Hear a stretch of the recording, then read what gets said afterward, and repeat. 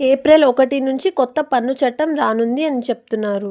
Assessment ఇయర్‌కు బదులుగా ఇక talks year అని చెప్పుకోవచ్చు. అసలేంటి మార్పు? రండి మొత్తం వీడియో చూసేయండి. ఇన్కమ్ టాక్స్ పేయర్లకు కీలక అప్డేట్.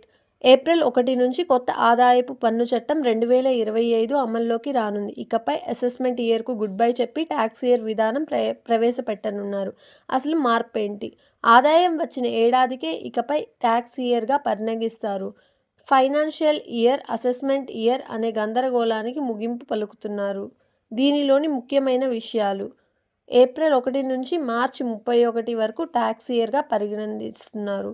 పన్ను స్లాబ్లు, రేట్లలో ఎలాంటి మార్పు లేదు. ఐటీఆర్ ఫారంలు, నోటీసుల్లో కొత్త పదజాలం.